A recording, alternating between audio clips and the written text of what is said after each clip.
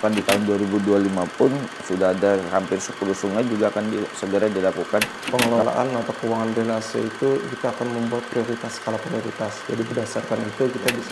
Jadi ada sanksi juga sebagai penegakan.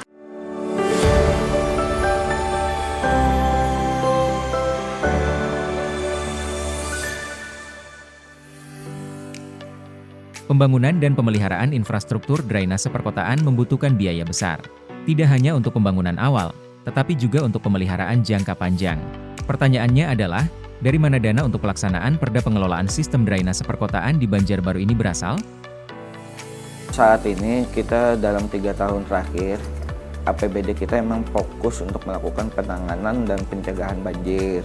Kita sudah membangun beberapa embung di Kota Banjarbaru dan juga melakukan normalisasi sungai.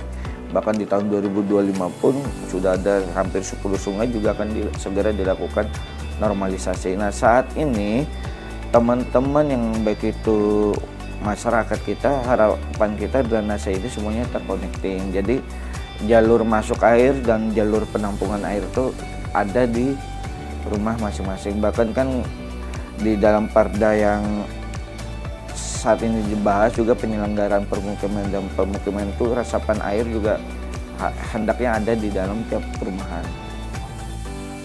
Windy Novianto menjelaskan penggunaan APBD Kota Banjarbaru dalam 3 tahun terakhir fokus pada pencegahan banjir. Namun, bagaimana rencana teknis terkait pendanaan proyek ini di lapangan? Jadi harapannya dengan dibuatnya ke depannya setelah ada Perda ini akan dibuat rencana induk atau master plan drainase, di mana pengelolaan atau keuangan drainase itu kita akan membuat prioritas, skala prioritas. Jadi berdasarkan itu kita bisa mengusulkan anggaran dan ada dasarnya untuk mengangkatkan ke legislatif lah. Tidak hanya dari sisi teknis dan pengawasan, pemerintah kota juga berperan penting dalam memastikan keberlanjutan proyek drainase ini. Ini satu sebenarnya pedoman ya, kalau sudah Perda ini berjalan, Perda ini nanti diundangkan atau ditetapkan, ini sebagai pedoman bagi pelaksana sistem drainase baik itu pemerintah ataupun swasta. Jadi kan inilah aspek legalnya sebenarnya kan, inilah yang menaungi penyelenggaraan sistem drainase perkotaan di Kota Banjarbaru. Nah, terhadap misalnya apakah di dalam Perda ini ada sanksi dan segala macam misalnya kan itu sudah juga dibuat di dalam pasal Raperda ini gitu loh ya. Dan misalnya mau penegakan terhadap pelanggaran yang dilakukan oleh pihak-pihak terhadap sistem penyelenggaraan drainase sudah ada. Jadi ada sanksi juga sebagai penegakan Perda ini gitu loh.